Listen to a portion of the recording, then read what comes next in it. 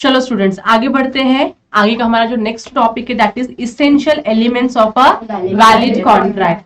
Essential elements of a valid contract का मतलब ही क्या होता है कि एक कॉन्ट्रैक्ट को वैलिड कॉन्ट्रैक्ट बनाने के लिए क्या क्या एलिमेंट्स की रिक्वायरमेंट है। अगर ये एलिमेंट्स आपके कॉन्ट्रैक्ट में प्रेजेंट है तो ये वैलिड कॉन्ट्रैक्ट माने जाएंगे। अगर ये एलिमेंट्स प्रेजेंट नहीं है तो वैलिड कॉन्ट्रैक्ट क्रिएट नहीं होता है।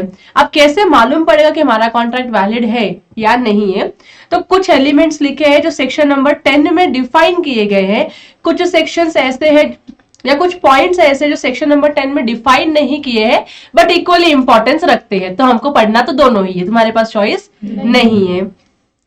तो I always start with the part which is not defined under section number 10। तो पहले वो पढ़ लेते हैं। सॉरी, अब इसमें सबसे पहला जो पार्ट है दैट इज टू पार्टीज। मुझे बताओ, मैं अपने आप के साथ कॉन्ट्रैक्ट कर सकती हूँ क्या? नहीं। आप लोग अपने साथ कॉन्ट्रैक्ट कर सकते हो क्या? नहीं। अपना मोबाइल यूज करने का तो खुद को बेच के यूज करो मोबाइल, ऐसा हो सकता है क्या? नहीं हो सकता। बहुत ही ऐसा नॉर्मल सा बात है, दो पार्टी तो होनी चाहिए, एक ऑफरर होना चाहिए, एक ऑफर ही होनी चाहिए। लेकिन वो लोगों ने लिखा है क्योंकि कहीं ना कहीं प्रॉब्लम हुआ रहेगा, इसके लिए लिखा है। उन्होंने बोला नहीं, कॉन्ट्रैक्ट में कितने पार्टीज होने चाहिए? मिनिमम दो पार्टी होनी चाहिए। एक पार्टी, एक पर्सन अपने आप के साथ कभी कॉन्ट्रैक्ट क्रिएट नहीं कर सकता। इसमें एक केस हुआ था, केस हम आगे जाके डिस्कस करेंगे, ठीक है? एक केस हुआ था। सेकेंड पार्ट है intention to create legal relationship. बहुत इंपॉर्टेंट है। अगर आप जब किसी को ऑफर देते हो, सामने वाला पर्सन उसको एक्सेप्ट करता है, अगर आपका इंटेंशन लीगल रिलेशनशिप क्रिएट करने का नहीं होता है तो एक वैलिड कॉन्ट्रैक्ट क्रिएट नहीं होता है। What is legal relationship? जैसे एक बायर और एक सेलर के बीच में कौन सा रिलेशनशिप होता होगा? भाई बहन का? नहीं। माँ बाप का? नहीं। बेटे और बाप का? नहीं। तो इनके बीच में जो रिलेशन है इसको हम क्या बोलते हैं? Legal relation. मतलब कल को अगर बायर ने गुड्स परचेज किया और पेमेंट नहीं किया तो क्या सेलर उनके ऊपर केस कर सकता है? यस। ये इंटेंशन है कि अगर आपने अपना प्रॉमिस परफॉर्म नहीं किया तो अदर पार्टी आपके ऊपर क्या करेगी? केस करेगी। तो ये लीगल रिलेशनशिप क्रिएट होना चाहिए। जो लीगल रिलेशनशिप क्रिएट होने के कुछ अपने अपने पॉइंट्स होते हैं जो आगे जाके हम डिटेल में डिस्कस करेंगे। लेकिन अगर आपका इंटेंशन ही नहीं है लीगल रिलेशनशिप क्रिएट करने का तो इस सिचुएशन में कोई वैलिड कॉन्ट्रैक्ट क्रिएट नहीं होता है। थर्ड पॉइंट है fulfilment of legal formalities. What is legal formalities? ऐसे कोई टाइप के कॉन्ट्रैक्ट होते हैं जिनका लेखा पढ़ी करना इंपॉर्टेंट होता है। से फॉर एग्जांपल मैं लैंड परचेज कर रही हूँ। अब लैंड एक्विजिशन करना, मैं जाके खाली सेलर को ये नहीं बोल सकती हूँ ना कि ये लो पैसे लो लैंड मेरा हो गया, ऐसा तो नहीं हो सकता। मुझे डॉक्यूमेंटेशन करना पड़ेगा। बिना डॉक्यूमेंटेशन के प्रॉपर्टी पेपर्स मेरे नाम पे ट्रांसफर नहीं होंगे। That means I am not the owner of the goods और द प्रॉपर्टी, बराबर की नहीं? तो यहाँ पे मुझे डॉक्यूमेंटेशन करना इंपॉर्टेंट है कि नहीं है?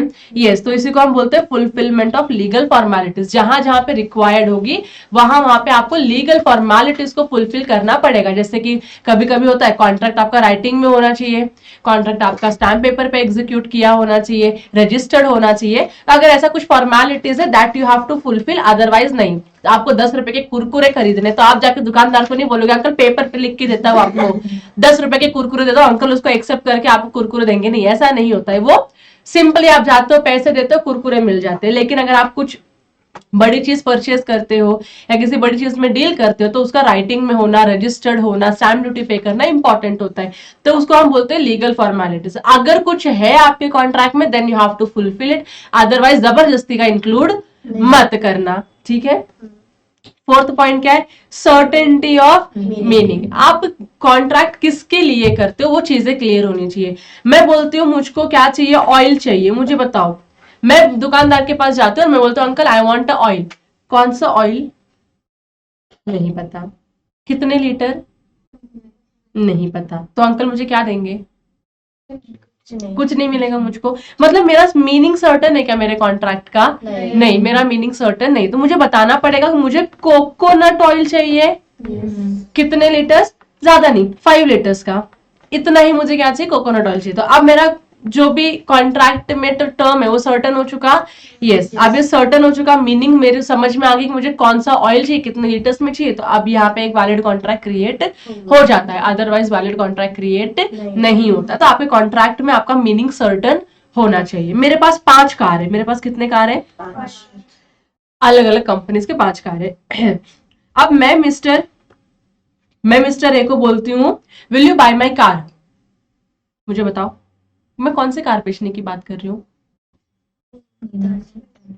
नहीं पता, मुझको ही नहीं पता मैं कौन सा कार बेच रही हूँ, या फिर मुझको पता है लेकिन सामने वाले पर्सन जो एक्सेप्ट या जिसको मैंने ऑफर दिया उसको नहीं पता मैं कौन सी कार बेच रही हूँ, तो मुझे पता कि वैलिड कॉन्ट्रैक्ट क्रिएट होगा क्या, मीनिंग सर्टन है क्या, which car I am selling, नहीं मीनिंग सर्टन नहीं है। तो अगर मैं बोलती हूँ मैं अपनी ब्लैक मर्सिडीज बेच रही हूँ, मर्सिडीज बेंज आपको बेच रही हूँ, अब क्लियर है मीनिंग, अब मेरा मीनिंग सर्टन हो गया था, एक वैलिड कॉन्ट्रैक्ट क्रिएट होगा क्या, यस अब एक वैलिड कॉन्ट्रैक्ट क्रिएट होगा, अदरवाइज नहीं। लेकिन मैं गरीब इंसान, मेरे पास एक ही कार है, कितने कार है मेरे पास, और मैं बोलती हूँ मिस्टर को will you bye my car, अब बताओ मीनिंग सर्टन है कि नहीं है, सर्टन है ना, एक ही कार है ना, 10 कार होते तो कंफ्यूजन क्रिएट होता है, 10 कार नहीं एक ही कार है, आप गरीब इंसान दूसरे गरीब इंसान को एक कार बेच रहे हो तो स्पेसिफाई करने की जरूरत नहीं है, तो यहाँ पे मीनिंग सर्टन हो जाता है, जहां पे रिक्वायर्ड है वहां पे आपको मीनिंग सर्टन करनी पड़ेगी, वरना वैलिड कॉन्ट्रैक्ट क्रिएट नहीं होता। और लास्ट पॉइंट है पॉसिबिलिटी ऑफ परफॉर्मेंस। आप किसी ऐसे कॉन्ट्रैक्ट में एंटर करो which is possible to perform. मैं तुम्हारे लिए नदी तैर के या ओशन तैर के लंदन से फ्रांस जाऊंगा या फ्रांस से लंदन जाऊंगा एक हफ्ते के अंदर अंदर आपकी शादी रोकने के लिए, नहीं, नॉट पॉसिबल, ठीक है। या तो फिर मैं आपको बोलती हूँ कि ये आग के अंगारे हैं, मैं इसके ऊपर चल के आऊंगी ये प्रूव करने के लिए कि मैं आपको कितना प्यार करती हूँ, नहीं पॉसिबल है, परफॉर्म करना पॉसिबल नहीं है। मैं बोलती हूँ मैं आपको, ये देखो मरा हुआ इंसान है, नहीं ऐसे नहीं होते मरे हुए इंसान।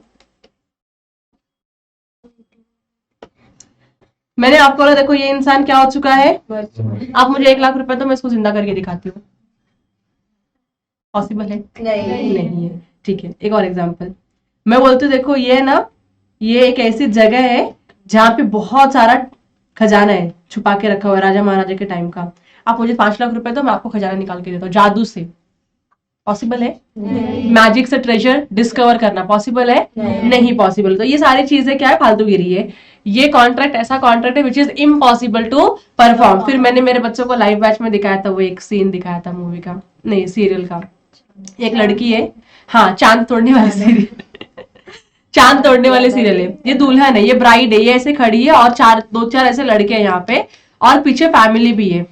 ये लड़की बोलती है यहाँ पे चांद दिख रहा है, देख लो आप भी चांद, ये लड़की बोलती है कि जो भी इस चांद का टुकड़ा मेरे लिए तोड़ के लेकर आएगा वो मेरा शौहर बनेगा।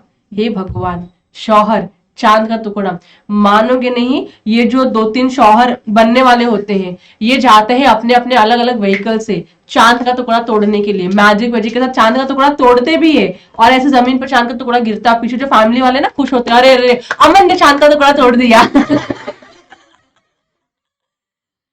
ऐसा भी होता है, तो ये पॉसिबल है परफॉर्म करना, आप बोलते हो चांद तारे तोड़ के लाके दे दूंगा, लेकिन पॉसिबल है, पहुंचो तो पहले वहां पे, तोड़ के लेकर आओगे क्या, वो एक सेब है क्या तोड़ के उठा के लेके आ सकते हो आप लोग, नहीं। So these things are impossible to perform. अगर आपका कोई भी कॉन्ट्रैक्ट जो इम्पॉसिबल है परफॉर्म करना, वो वैलिड कॉन्ट्रैक्ट नहीं होता। ये क्लियर हो गया आप लोगों को, गुड।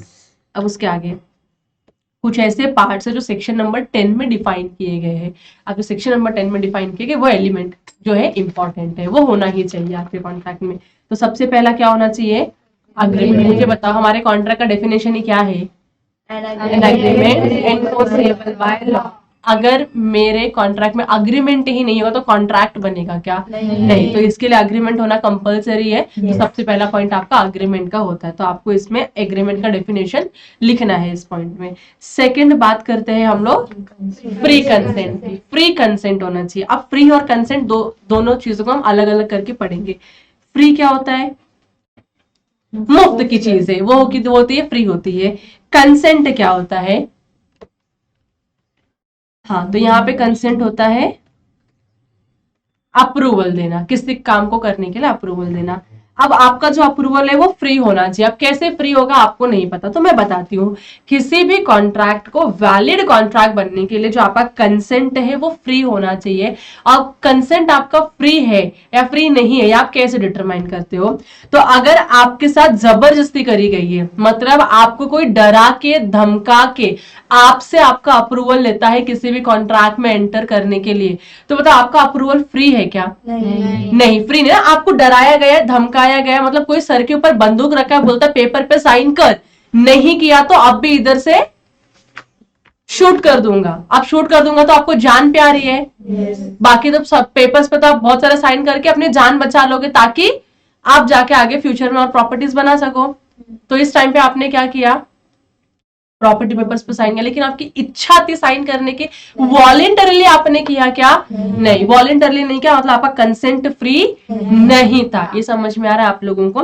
तो डरा के धमका के अगर आपका अप्रूवल लिया जाता है किसी भी काम को करने के लिए तो वो फ्री कंसेंट नहीं होता है। और जहां पे फ्री कंसेंट नहीं है वहां पे वैलिड कॉन्ट्रैक्ट भी नहीं है। ये समझ में आया? बहुत सारे पॉइंट है जिसकी वजह से आपका कंसेंट फ्री नहीं होता है, जिसको हम आगे डिस्कस करेंगे, यहाँ पर नहीं। ये क्लियर हो गया? नेक्स्ट है कॉम्पिटेंसीज ऑफ पार्टीज। पार्टीज मतलब कॉन्ट्रैक्टिंग पार्टी की बात चल रही है। कॉन्ट्रैक्टिंग पार्टी मतलब जो ऊपर अपने मिस्टर एक्स और मिस्टर वाई जो हमने देखा था, अब ये दोनों कॉम्पिटेंट पर्सन है कॉन्ट्रैक्ट में एंटर करने के लिए या नहीं, ये कैसे मालूम पड़ेगा? क्योंकि लॉ बोलता है अगर आप कॉम्पिटेंट नहीं हो कॉन्ट्रैक्ट में एंटर करने के लिए तो आपने जो भी कॉन्ट्रैक्ट में एंटर किया रहेगा क्या वो कॉन्ट्रैक्ट वैलिड होगा? नहीं होगा। तो बताओ कैसे आप डिटरमाइन कर सकते हो कि कोई पर्सन कॉम्पिटेंट है कॉन्ट्रैक्ट में एंटर करने के लिए या पर्सन कॉम्पिटेंट नहीं है कॉन्ट्रैक्ट में एंटर करने के लिए?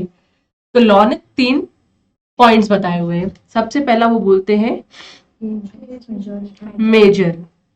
एक पर्सन जो मेजर होता है वो कॉन्ट्रैक्ट में एंटर कर सकता है। मेजर कौन?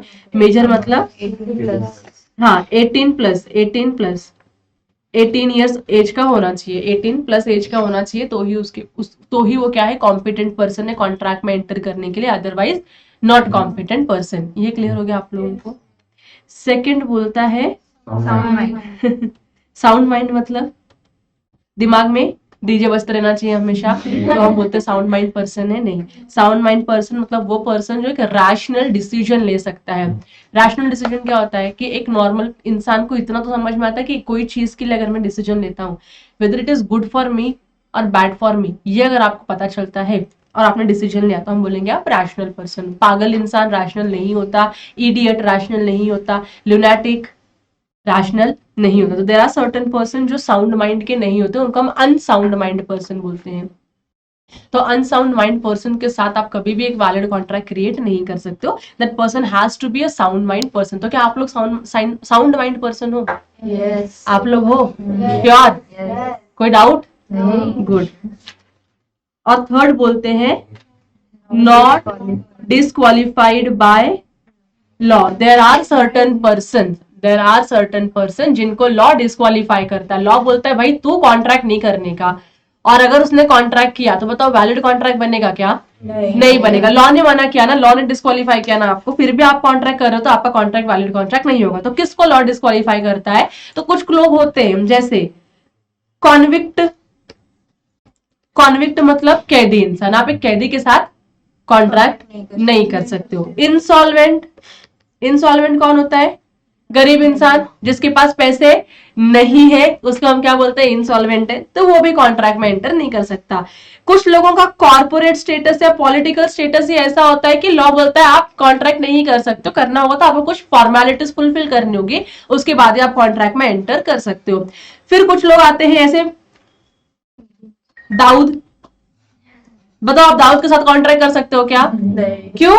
क्रिमिनल है। यस, ऐसे इंसान के साथ भी आप कॉन्ट्रैक्ट नहीं कर सकते। जो टेररिस्ट है, क्रिमिनल एक्टिविटीज करता है, उनके साथ भी आप कॉन्ट्रैक्ट नहीं कर सकते हो। So these type of persons are disqualified by law. तो ये 3 क्वालिटीज अगर आपके अंदर है तो ही आप कॉन्ट्रैक्ट कर सकते हो। मतलब आप मेजर होने चाहिए, आप साउंड माइंड होने चाहिए और आप नॉट डिस्क्वालिफाइड बाय लॉ होने चाहिए। तीनों है तो ही आप एक कॉम्पिटेंट पर्सन हो कॉन्ट्रैक्ट में एंटर करने के लिए, अदरवाइज यू आर डिस्क्वालिफाइड, आप कॉन्ट्रैक्ट नहीं कर सकते हो। अच्छा, ये 3 क्वालिटीज जो बोली, ये 3 अलग अलग लोगों के अंदर नहीं होनी चाहिए। 3 लोगों को मिला के आप लोग एक कॉन्ट्रैक्ट के लिए एक पार्टी बनाओगे, नहीं, तीनों क्वालिटीज एक ही पर्सन के अंदर होनी चाहिए। मतलब आप मेजर भी होने चाहिए, आप साउंड माइंड भी होने चाहिए और आप डिस्क्वालिफाइड भी नहीं होने चाहिए, नहीं होने चाहिए डिस्क्वालिफाइड। ये तीनों कंडीशंस फुलफिल करते हो तो you are a competent person to enter into a contract, otherwise आप कॉम्पिटेंट नहीं हो। और अगर आप इनकॉम्पिटेंट पर्सन हो तो आप वैलिड कॉन्ट्रैक्ट क्रिएट नहीं कर सकते हो। यहां तक क्लियर हो गया आप लोगों को? यस। अब बात करते हैं उसके आगे लॉफुल कंसिडरेशन की। लॉफुल कंसिडरेशन, कंसिडरेशन क्या होता है तुमको पता है? कहाँ डिफाइन किया है?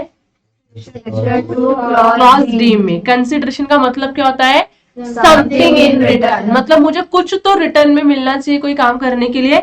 लेकिन अब देखो यहाँ पे सिर्फ कंसिडरेशन लिखते हैं ना, अगर लॉफुल नहीं लिखते ना तो आप लोग बोलते किसी का मर्डर करके आता हो 5 लाख रुपए मिलने चाहिए मेरे को, तो कंसिडरेशन तो कंसिडरेशन है। मैंने किसी के लिए मर्डर किया जिसके लिए मुझे 5 लाख रुपए मिलने वाले, बताओ ये लॉफुल है? नहीं। वैलिड कॉन्ट्रैक्ट है? नहीं। तो कोर्ट बोलता है भाई जो तुम्हारा कंसिडरेशन है वो क्या होना चाहिए? लॉफुल। लॉफुल क्या होता है? जिसको लॉ फॉरबिड नहीं करता, जिसको लॉ प्रोहिबिट नहीं करता, वो लॉफुल कंसिडरेशन है। तो मैं अगर किसी को बोलती हूँ, जैसे मैंने प्रार्थना को बोला, ये प्रार्थना है, मैंने प्रार्थना को बोला प्रार्थना बेटा 5 लाख रुपए ले ले तू, लेकिन तू क्या कर, ये जो प्रेम है ना उसका मर्डर कर दे। मेरे को प्रेम बिल्कुल नहीं अच्छा लगता है, तो तू प्रेम का क्या कर दे, मर्डर कर दे और 5 लाख रुपए ले ले। तो मुझे बताओ अब प्रार्थना मेरे लिए क्या कर रही है? मर्डर कर रही है। कंसिडरेशन है कि नहीं है? यस, कंसिडरेशन है। मैं उसके बदले में उसको क्या दे रही हूँ? 5 लाख रुपए दे रही हूँ। कंसिडरेशन है कि नहीं है? लेकिन बताओ लॉफुल कंसिडरेशन है क्या? हमारा आईपीसी बोलता है मर्डर करो? नहीं बोलता ना, प्रोहिबिट करता है ना। हमारे जितने भी इंडियन लॉ है सारे लॉ क्या करते हैं? प्रोहिबिट करते हैं मर्डर करने के लिए। तो मुझे बताओ क्या मेरे और प्रार्थना के बीच में क्या एक वैलिड कॉन्ट्रैक्ट क्रिएट हुआ है? नहीं। क्यों नहीं हुआ? क्योंकि मेरा जो कंसिडरेशन था वही क्या है? अनलॉफुल है। क्या है? अनलॉफुल है। जहां पे आपका लॉफुल कंसिडरेशन नहीं होता वहां पे वैलिड कॉन्ट्रैक्ट क्रिएट नहीं होता। क्या पता बेचारी प्रार्थना सच में कहीं मार के आ गई प्रेम को, चाकू लेकर आई मेरे सामने, देखो मैं मार दिया उसको, 5 लाख रुपए दे दो, और मैं मना कर दूं तो उसको, वो मेरे पर केस भी नहीं कर सकती है। बोलो क्यों नहीं कर सकती? कॉन्ट्रैक्ट ही वैलिड नहीं है ना।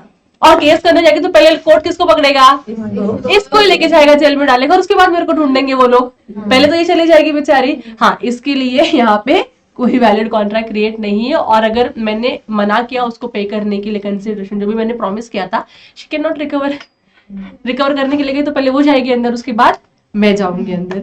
तो किसी भी वैलिड कॉन्ट्रैक्ट के लिए क्या होना चाहिए? कंसिडरेशन लॉफुल होना चाहिए। और उसके बाद होता है लीगल ऑब्जेक्ट। आपका ऑब्जेक्ट क्या है कॉन्ट्रैक्ट में एंटर करने का? किसी को नुकसान पहुंचाना? नहीं। पब्लिक पॉलिसी के अपोज में कुछ काम करना? नहीं। अगर ऐसा है तो आपका ऑब्जेक्ट गलत है। अगर आपका ऑब्जेक्ट ही गलत है तो आपका कॉन्ट्रैक्ट वैलिड हो सकता है क्या? नहीं। तो आपका ऑब्जेक्ट सही होना चाहिए। अब ऑब्जेक्ट सही कैसे होता है? ऐसे काम जो पब्लिक पॉलिसी के अपोज में ना हो, ऐसे काम जो इमोरल नहीं हो, ऐसे काम जो अनलॉफुल या फिर अनलॉफुल नहीं हो, उसको हम क्या बोलेंगे?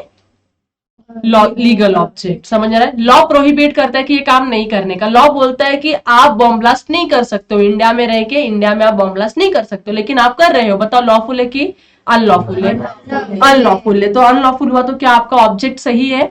ऑब्जेक्ट सही नहीं है, तो यहाँ पे आपका वैलिड कॉन्ट्रैक्ट है नहीं। मैं चाहती हूँ दाऊद के साथ मिलके मैं ना ताज होटल में बॉम्ब ब्लास्ट करा देती हूँ। ऐसे हुआ ये ताज होटल में बॉम्ब ब्लास्ट, लेकिन मैंने दाऊद के साथ मिलके नहीं किया था। अब मैं बोल रही हूँ मैं दाऊद के साथ मिलके क्या करूंगी?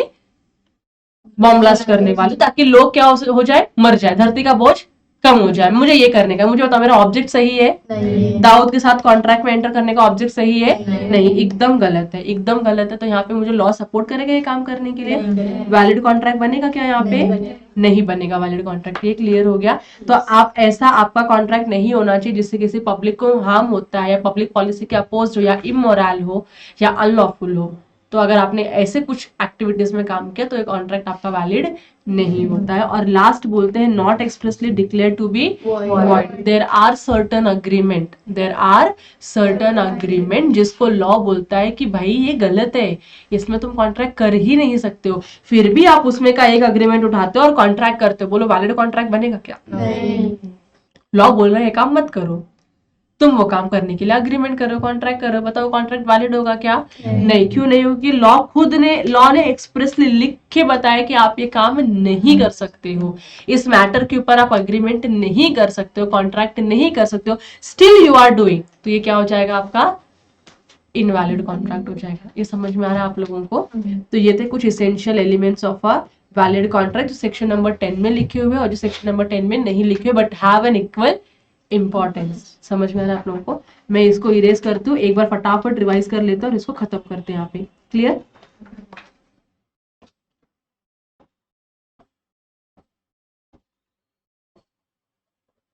इरेज और कैसे करते पता नहीं। चलो, रीडेबल है कंटेंट अभी? हाँ रीडेबल है। चलो पढ़ते। अब हम क्या पढ़ रहे थे? Essential elements of a valid contract. Essential elements के दो पार्ट होते हैं, एक पार्ट जो सेक्शन नंबर 10 में लिखे हुए हैं और एक जो सेक्शन नंबर 10 में नहीं लिखा हुआ। तो हम पहले ये पढ़ेंगे जो सेक्शन नंबर 10 में डिफाइन नहीं किया। उसमें पहला पॉइंट क्या बोलता है? टू पार्टीज होनी चाहिए। टू पार्टीज होगी तो ही एक वैलिड कॉन्ट्रैक्ट क्रिएट होगा, एक पर्सन अपने आप के साथ कॉन्ट्रैक्ट कभी नहीं कर सकता। सेकेंड पॉइंट क्या था? Intention to create legal relationship. अगर आपका इंटेंशन लीगल रिलेशनशिप क्रिएट करने का नहीं है तो वैलिड कॉन्ट्रैक्ट नहीं बनता है। इसमें हमारे क्या डिस्क्वालीफाई होते हैं? Social agreement and domestic agreement disqualify हो जाते हैं।